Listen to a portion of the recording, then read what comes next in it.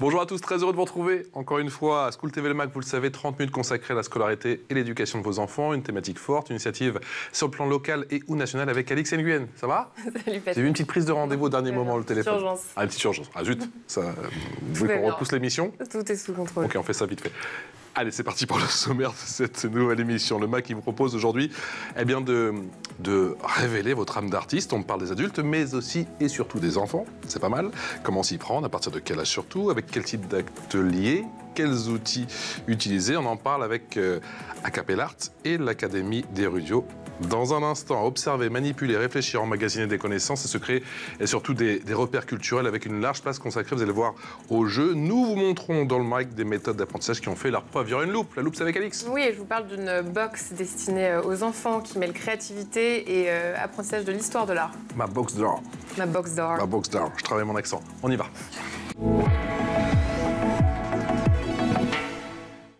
Bonjour Erika Galland. Bonjour Patrice. Comment allez-vous? Bien, et vous-même? L'heureuse. Jusqu'ici, tout va bien. L'heureuse fondatrice d'Acapellart. Oui. Je me suis appliquée. Ça existe depuis combien de temps? Depuis 2020. Depuis 2020, ça fait 5 ans. Covid. Ah, oui, encore un, j'ai envie de vous dire. Encore un bébé Le nombre Covid. d'émissions qu'on a fait avec... c'est vrai qu'on est basé... Ces idées. On se focalise sur les initiatives, toutes ces idées qui sont nées, ou en tout cas, on a franchi le pas au moment du Voilà, Covid. Ça vous trottait dans la tête depuis combien de temps? Ça me trottait dans la tête depuis de nombreuses années. D'accord. Et au moment du Covid, j'ai voulu contribuer. Ouais. À ma façon, en créant des cours en ligne qui n'existaient pas trop à l'époque pour les enfants, pour que les enfants puissent avoir un lien social, pouvoir continuer à apprendre, à développer leur créativité. Et ça a pris tout de suite? Ça a pris tout de suite. Ça a pris tout de suite. Au début, c'était pas monétisé parce que c'était vraiment de la contribution. Ouais. J'ai trouvé des intervenants rapidement puisque les gens ne travaillaient plus, donc c'était aussi un moyen pour moi de permettre Il fallait juste avoir un petit peu de réseau, que le réseau tienne. Ça, aux professionnels, voilà. Et en fait, ça a tout de suite pris puisque les gens étaient très contents de trouver enfin des choses accessibles depuis chez soi. Donc on a fait des cours de théâtre, des cours de dessin, des cours de magie, des cours de langue, tous les arts en fait. Et c'est né comme ça. Et de fil en aiguille, ça s'est développé. Mais on en parlera. Et ça tombe bien, on en parle effectivement pendant 28 minutes dans le MAG. Anne-Laure Giard, bonjour, merci d'être avec nous. Bonjour Patrice. Ça a commencé aussi pendant le Covid, vous? Ah non, moi ça a commencé après. Fondatrice de l'Académie des Rudios. Des Rudios, exactement. Des Rudios, pardon.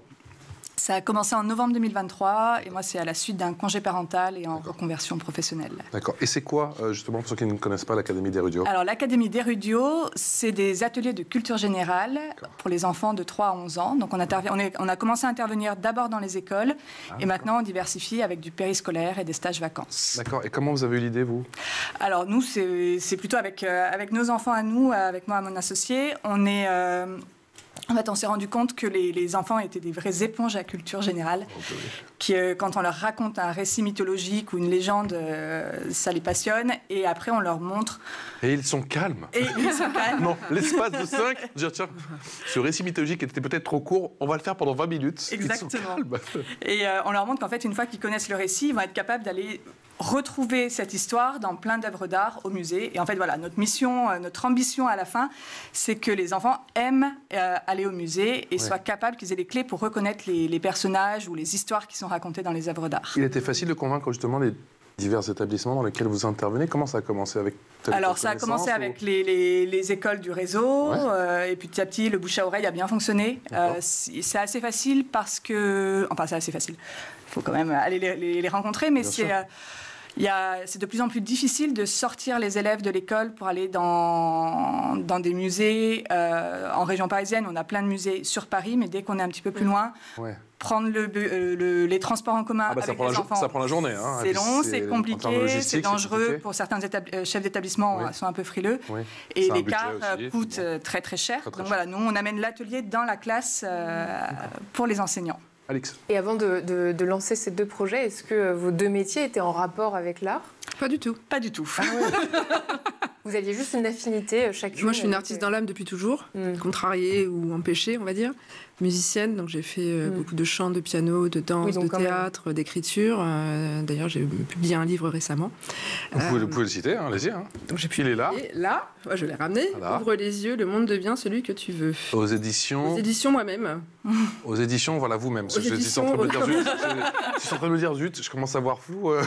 Absolument. Non, je l'ai auto-édité parce que c'était un rêve depuis de longue date. Donc voilà. Donc oui, donc ça infuse quand même. Ça infuse, voilà. Et donc j'ai travaillé dans le développement durable avant. Donc j'ai toujours eu ce désir de contribuer positivement à la société. Et je sais que l'art m'a beaucoup aidé dans mon parcours personnel à m'exprimer, à me faire du bien, à m'épanouir dans des moments qui étaient difficiles. Et donc j'ai voulu, puisque ça m'a servi, puisque ça sert à mes enfants aussi, puisque je suis maman, je me suis dit, voilà, j'ai envie de contribuer pour que les gens se fassent du bien, notamment les enfants, parce que je trouve que dans l'éducation, on ne développe pas assez...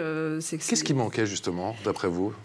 Et qui fait que ce que vous avez lancé en ligne pendant cette période Covid, dont on se souvient malheureusement, ça a impacté tout de suite. Qu'est-ce qui manquait, qu'est-ce qui manque toujours, je trouve, c'est qu'on est très axé sur des matières logiques, mathématiques, analytiques, et un peu moins... Alors, dans les petites classes, c'est moins vrai. Il y a peu de place à la créativité ? Il y a peu de place à la créativité. Dans les petites classes, oui.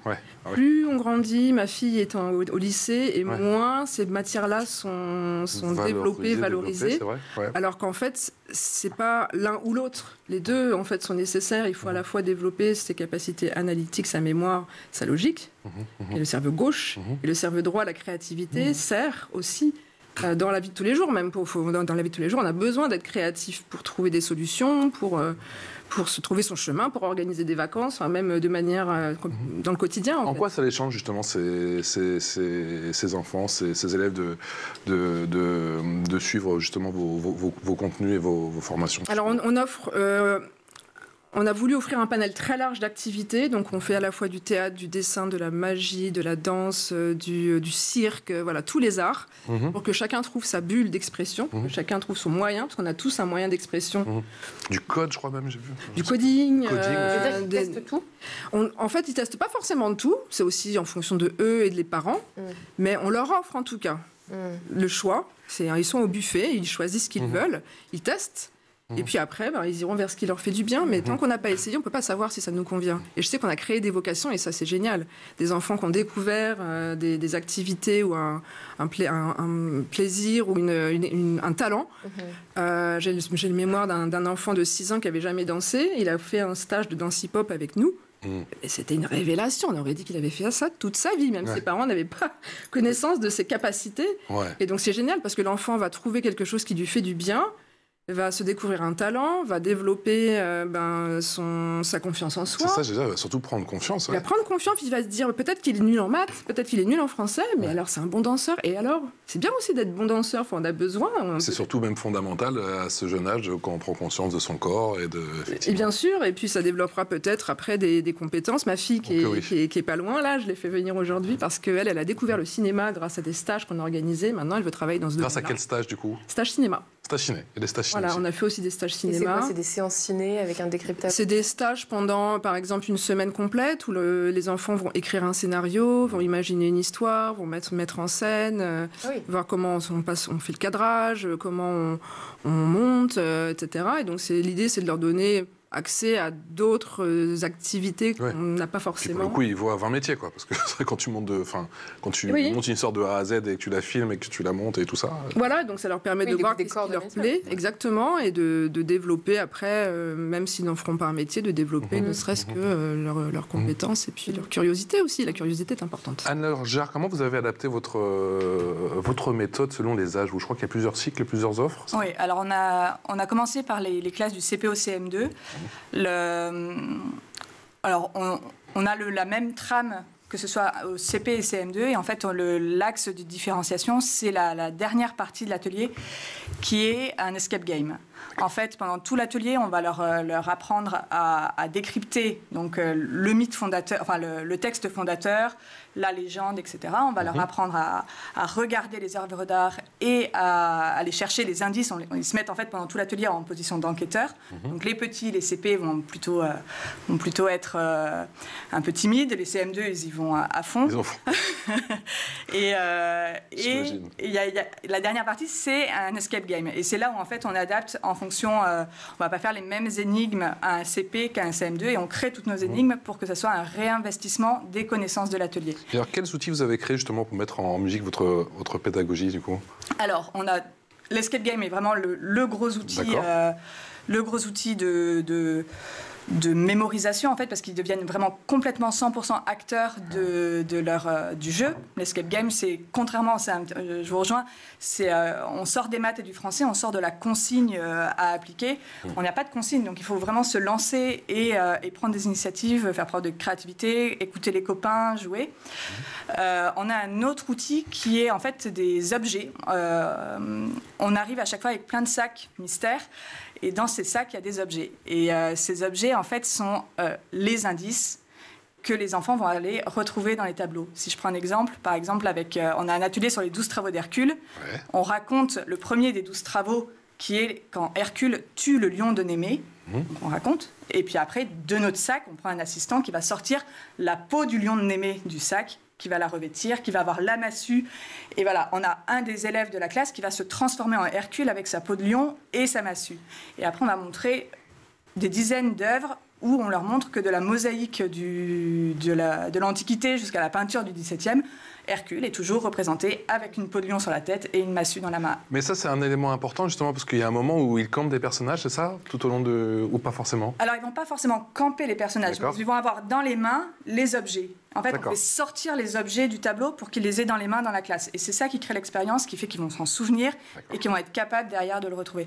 Alors, c'est vrai qu'il y a un peu de déguisement, de costume. Certains, parfois ça s'y prête, parfois ça s'y prête un peu moins. Mais effectivement, quand c'est la chanson de Roland, on apporte l'olifant et ils vont souffler dans l'olifant. Alors là, c'est parti, quoi. Alors là, les classes à côté sont moins contentes.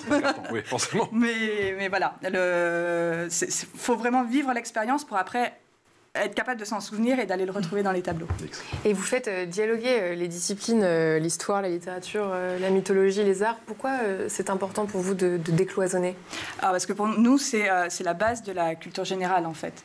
Si on se cantonne, par exemple, au texte fondateur et qu'on ne voit pas ce qu'il y a autour, on est... c'est pas ça la culture. La culture, c'est vraiment faire les liens entre les différents arts et pouvoir dire ah ben oui, quand je vois ça, ça me fait penser à Hercule parce que je fais le lien entre Hercule et l'histoire d'Hercule et le plus imagé aussi, quoi. Et voilà, en fait, tout ça prend un sens. Et puis après, ils vont être capables de reconnaître tout au long de leur vie, de faire les liens. Et on essaye petit à petit d'introduire aussi la musique, montrer comment tel ou tel thème a été traité en musique. Et voilà, ça prend du sens. Et pourquoi, selon vous, il y a un tel attrait des enfants pour la mythologie? Parce que c'est des héros qui vivent des aventures extraordinaires, ils sont courageux, ils ont leurs faiblesses. D'ailleurs, on les questionne parfois, ces faiblesses. Est-ce qu'il a bien fait de faire ceci, de faire cela? Et voilà, en fait, il y a une petite morale derrière à questionner, donc c'est intéressant. Erika, est-ce que vous avez vu, parce qu'on parlait effectivement de l'impact immédiat qu'avait votre... j'ai du mal à parler aujourd'hui, qu'a votre contenu sur les enfants, les différents stages. Est-ce que vous avez vu par exemple des stages, que ce soit en danse, que ce soit en coding ou j'en passe, avec des enfants peut-être qui ont tout de suite progressé sur le plan éducatif à l'école? On leur dit tiens, il n'arrivait pas à se concentrer et là, je sais pas moi, est-ce que vous avez des témoignages, des retours d'expérience de parents qui ont dit mais c'est incroyable, c'est le jour et la nuit, peut-être cet élève qui s'est révélé totalement pour la danse, du coup, il s'est mis, il a peut-être plus de facilité pour l'école à côté maintenant? On a des témoignages, alors on n'a pas toujours le retour, malheureusement, mais je pense que ça se joue sur la longueur, parce que quelque chose qui est appris à un instant T, ça sert pour toute la vie. Donc après, ce serait intéressant justement de faire une étude sur le plus long terme. Parce qu'à partir du moment où ils font telle ou telle activité avec vous, qu'ils prennent confiance et conscience de leurs capacités, peut-être que ça développe aussi des choses. On sait, il y a eu des études qui prouvent que d'avoir initié les enfants à l'art favorise leur réussite scolaire. Il y a moins d'échecs scolaires quand les enfants sont initiés à l'art. D'où le développement des classes orchestres en ce moment. Il y a quand même beaucoup de choses qui sont... Et même pour aller au musée, justement.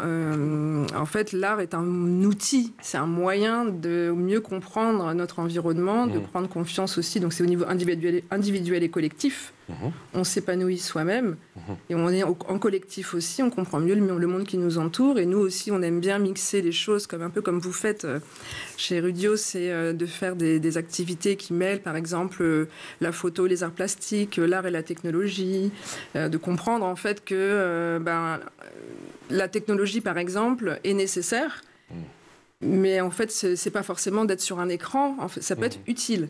Donc, par exemple, de créer son propre personnage, on parlait du dessin en préambule, créer son personnage de BD à soi et le voir prendre vie en utilisant la technologie, à travers soit de l'impression 3D, déjà de voir imprimer, ou même en réalité virtuelle, on a créé nous-mêmes ce personnage qu'on voit maintenant prendre vie sous nos yeux, et ça, c'est génial. Et vous intégrez l'intelligence artificielle dans vos activités ? On commence à intégrer l'intelligence artificielle, ouais. Alors, sous quelle forme ? Justement, sous ces formes-là, par exemple, alors il y a toujours une base de créativité, de création. On ne veut pas que l'IA soit utilisée à la place d'eux. C'est un outil, encore une fois, pour permettre d'amplifier ou d'aller aussi parfois plus vite pour voir les choses se réaliser. Donc la réalité augmentée, par exemple, c'est aussi c'est de l'intelligence artificielle, finalement. Qu'est-ce qu'on fait aussi pour de la sensibilisation à l'environnement ? Utiliser les arts plastiques, la musique, enfin toutes les bases artistiques pour sensibiliser à l'environnement. Par exemple, on va faire là bientôt dans une école des ateliers arts plastiques autour de la semaine de l'eau. D'accord. Donc, pour pouvoir comprendre, que les enfants comprennent dès le plus jeune âge que c'est important de préserver la faune aquatique, la faune et la flore. Donc voilà, on utilise l'art en fait en tant que tel. C'est juste un outil pour passer des messages, et ça a toujours été le cas depuis le début de l'humanité en fait. Quelque chose me dit que le stage manga le stage bande dessinée manga doit ça cartonne, ouais. Ouais, je sais pas comme ça, je me doute. Vous restez avec nous, hein ? Je passe un petit message, on le fait en visio aussi et en présentiel. Ça m'intéresse. Je ne vais pas l'oublier. C'est l'heure de la loupe, c'est avec Alix. Et ma chère Alix, tu nous parles aujourd'hui d'une box qui mêle créativité et découverte de l'histoire de l'art pour les enfants. Oui, c'est l'initiative d'Ophélie Sureau, une enseignante passionnée pour qui enseigner l'art aux enfants ne se limite pas à leur apprendre à dessiner, c'est leur offrir un espace d'expression, de découverte et de confiance en eux, on le disait. Dans ces classes, elle ne notait pas les élèves, mais évaluait leurs compétences acquises. Résultat, des élèves impliqués qui demandaient même plus de cours. Il y a 2 ans, Ophélie change de cap et décide de se consacrer à sa famille, tout en gardant l'envie de partager l'art autrement. C'est ainsi qu'est née Ma Box d'art, une box mensuelle destinée aux enfants dès 7 ans. Il s'agit d'une boîte livrée à domicile avec tout le nécessaire pour découvrir un artiste et un mouvement artistique. Elle comprend des fiches pédagogiques, du matériel et des activités créatives comme du collage, du modelage ou de la peinture. L'approche veut encourager l'expérimentation. La première box est un exemple. La première box, par exemple, a mis à l'honneur Picasso et le cubisme, ou encore Henri Matisse, et le fauvisme. On écoute Ophélie. Une campagne de sensibilisation a été lancée jeprotègemonenfant.gouv.fr. Effectivement, le temps consacré aux écrans est en hausse constante pour les enfants. Leur surexposition a un impact sur leur développement, la concentration et engendre une diminution considérable de leur temps consacré aux activités créatives ou sportives. Aujourd'hui, je vais vous proposer une box qui arrive chaque mois à la maison avec des activités créatives et tout le matériel fourni clé en main. Enseignante en art plastique au collège depuis plus de 10 ans, je saurai mettre mon expertise au service des enfants et des plus grands. Mes box permettront aux enfants de trouver le moyen de s'épanouir autour de la créativité et à toute la famille de se retrouver autour d'un moment particulier, tous ensemble. Au fur et à mesure des box, les enfants pourront acquérir des gestes plastiques et sauront alors créer de façon plus autonome avec l'envie peut-être de s'éloigner des écrans. Je prendrai soin de vous faire découvrir chaque mois un nouvel artiste, son mouvement et ses œuvres phares. Et Ophélie propose aussi des éditions spéciales Montessori et des boîtes adaptées pour les enfants en situation de handicap. Erika, l'expérimentation, c'est essentiel pour les enfants ?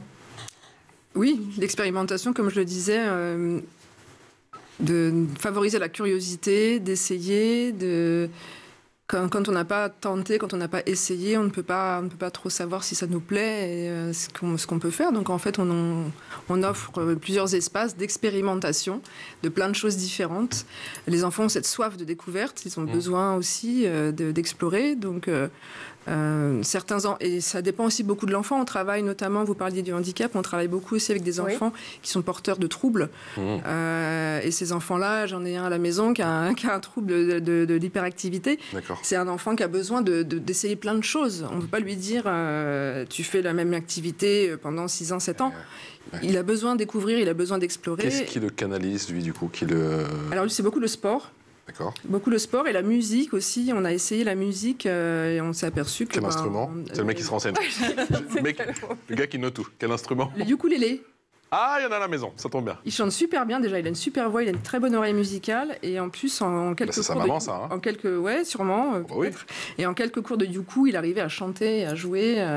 Mais après, au bout de 3 mois, il en a marre. Après, il a fait des cours de chinois. Après, il a fait du dessin. Après, Ah ouais, c'est ça. mais c'est pas grave, en fait. On est dans une société où on se dit, bah, on peut pas picorer. Il faut que tu fasses la même activité. Non, pourquoi pas, vas-y, super. Picore. Pourquoi? Picore, vas-y, essaye. Parle 20 langues. Moi, joue de 20 instruments. Oui, moi aussi j'ai bien. picoré. J'ai fait de la danse, du théâtre, du chant, et voilà, c'est pas grave en fait. Ouais. Et j'ai un autre exemple qui est mon ado qui est pas loin. Elle a fait de la flûte traversière depuis 9 ans. Et voilà, c'est parce que ça lui convient. Et en fait, justement, de proposer les deux, à la fois un enfant qui veut faire une activité, il sait déjà que c'est le dessin son truc, il fera, et voilà, pas de souci. Et il y a d'autres enfants qui ne savent pas. Et c'est là aussi, on parlait du système scolaire, où parfois c'est un peu normatif, où voilà, on rentre dans un truc et on fait la même chose, où c'est la même façon d'apprendre. Et c'est pour ça que les écoles Montessori aussi se sont développées. On travaille beaucoup avec des écoles Montessori aussi. C'est parce qu'il y a peut-être besoin de revoir certaines méthodes d'apprentissage. Et nous, on essaye, en tout cas, mon but, c'est qu'après, A Cappella Art n'existe plus, quelque part, que les activités artistiques soient vraiment plus intégrées dans le système éducatif, comme le font déjà beaucoup de nos voisins européens. Anne-Laure, vous avez carte blanche, vous, quand vous intervenez dans les établissements scolaires, où il faut forcément composer avec les établissements sur votre pédagogie, sur votre contenu? Alors, on communique un peu sur la pédagogie en amont. On a tout un catalogue d'ateliers et les professeurs ou les chefs d'établissement vont nous faire venir sur tel ou tel thème. Ah, d'accord. Après, une fois qu'on est dans la classe, on est face à la classe et on est seul à intervenir. Et là, oui, effectivement, on a carte blanche. Mais je rejoins Erika sur le fait que ces ateliers, ça révèle parfois... en fin d'atelier, il y a des professeurs qui viennent nous dire alors c'est intervenant, c'est impressionnant parce que cet élève qui n'a pas arrêté d'intervenir tout au long de l'atelier, d'habitude, je ne l'entends pas. Ah ouais. Il est très, très silencieux. Et selon vous, pourquoi? Parce qu'on prend Alors, déjà, parce qu'on va parler d'autre chose que de français et de maths. Et on va parler de choses qui peut-être les intéressent un petit peu plus. Et on est sur un champ complètement différent du champ scolaire. C'est le thème, véritablement, ou c'est la manière dont vous abordez les choses, vous pensez? Bon, ils font un très bon travail, attention, là, c'est pas le problème. Attention, je veux pas... Un petit peu des deux. Ouais. C'est vrai plus que de jeux, déjà, dans l'approche? L'approche ludique. Quoi. C'est plus fun, quoi. Voilà. Et aussi, moi, je dirais le non-objectif de performance. Ouais. Ils savent qu'ils ne vont pas être notés. Ils ne sont pas notés. Ils sont pas évalués. Il n'y a pas d'objectif. À la fin d'année, ils font une chorégraphie, par exemple, de danse. S'ils se plantent, c'est pas grave. En fait, ça fait partie de la vie, l'échec aussi. Ouais. Et on n'a pas besoin d'être parfait, et la perfection n'existe pas. Et c'est ça aussi, c'est que peut-être dans ces espaces-là, ils se sentent un peu plus libres. Ouais. Et comme ils sont libres, ils se révèlent parce qu'en fait, ils ont plus peur, en tout cas moins peur d'être jugés, moins peur d'être... voilà, il n'y a pas de note à la fin. Ouais. Ça n'engage à rien, en fait. Et dans ces cas-là, on est beaucoup plus... Où on apprend. C'est humain, mais même les adultes, quand on est dans un espace où il n'y a pas d'objectif derrière, de résultat, de rien, pas de pression. On se lâche. Ouais. Alors moi, j'ai un objectif à la fin quand même qui est d'ouvrir le coffre au trésor de l'Escape Game. Oui, mais il n'y a pas de... Mais c'est un objectif en fait qui n'est pas... on fait attention à ce que ce ne soit pas les équipes les unes contre les autres, mais il faut ouvrir les 4 ou 5 cadenas pour que le coffre soit ouvert. Et vous faites attention aussi, parce que dans les Escape Games, j'ai remarqué que chez les adultes aussi... ça sent vécu, attention. Oui, attention, ça sent vécu. Un leader qui écrase les autres. Ah, l'alpha. Où est-il? J'imagine qu'entre les enfants... On apprend à travailler en équipe ou pas? Et en fait, comment vous les canalisez? Alors, on donne quelques consignes en amont en disant attention, les bonnes équipes, ce sont celles où on va se parler, on va partager, on va écouter les idées des autres. Donc ça, on le fait en amont. Ouais. Et après, pendant le débriefing de l'Escape Game, on analyse pourquoi telle équipe finalement est allée plus vite que les autres. Ouais. Peut-être parce qu'ils se sont parlé, peut-être parce que quand il y en avait un qui avait une bonne idée, il n'a pas arraché l'indice des mains du copain. Une meilleure coordination, un travail d'équipe. Parce que le travail d'équipe, on en parle dans le monde du travail, mais déjà dans le monde du travail, c'est difficile. Ouais. On n'est pas tous très très compétents à travailler en équipe. Non. Et donc, finalement, là, c'est abordé... Peut-être parce qu'on n'a jamais appris, pardon. Et voilà, mais là, c'est abordé le travail en équipe par le jeu de manière fun. On travaille en équipe, Et ce qui est intéressant, nous, on essaie de mixer les âges, ce qui n'est pas toujours le cas. Donc, à l'école, notamment, ils sont tous par tous les CM1 ensemble, tous les CM2 ensemble. Et dans les activités qu'on propose, et les stages notamment, on mélange les âges de 6 à 10 ans. Et ça permet, en fait, que les petits se sentent tirés vers le haut par les plus grands. Les plus grands, ils ont quelque part une responsabilité où ils ont envie d'apprendre aux plus petits. Et ça crée une super dynamique qui change un peu du milieu scolaire et qui leur permet de découvrir aussi l'entraide, d'avoir... et ça fonctionne pas mal. Vous le faites ça aussi ou vous êtes tenu de respecter Alors, on le fait classe. Quand il y a des classes, il y a de plus en plus de classes multiniveaux. D'accord. Et on le fait pour le périscolaire et les stages, oui. Ouais. Quelle est la différence entre un adolescent et un plus jeune dans la façon dont il s'approprie l'art, la matière? Je dirais que le plus jeune est un peu plus vierge, dans le sens où ça dépend aussi beaucoup du contexte familial, s'il a été exposé ou non à ça.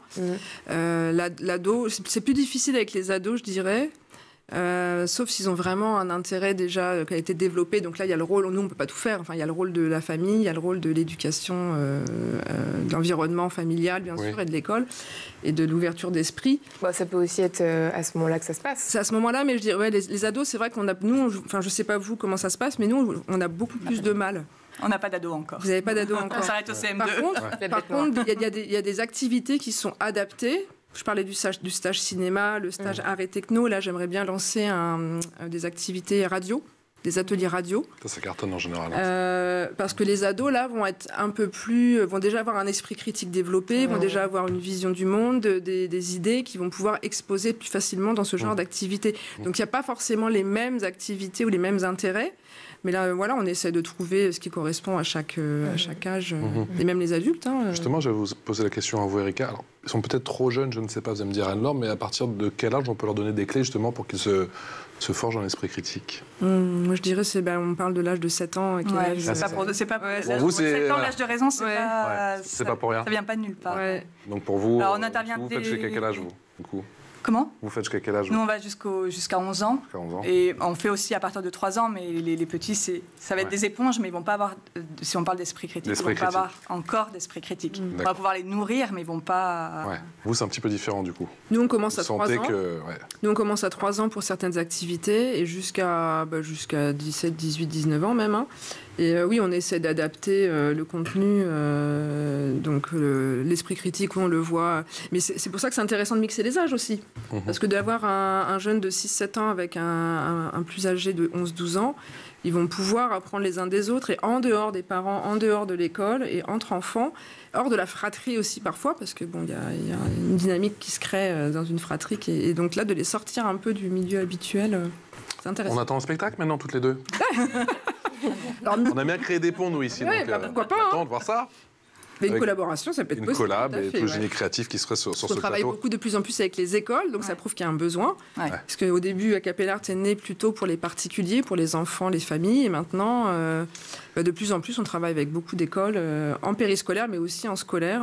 On a des intervenants qui interviennent un peu, qui font l'office de prof de musique ou prof de théâtre ou prof de danse dans les écoles. Donc c'est qu'il y a un besoin. Merci infiniment à toutes les deux. Merci d'être venus nous voir. Il faudra revenir. On continue à parler effectivement de vos projets qui ne cessent de grandir. Erika Galland, encore merci, fondatrice d'Acapella Art. Et on rappelle votre ouvrage, tiens. Avec plaisir. Ouvre les yeux, le monde devient celui que tu veux. Alors c'est sur la créativité.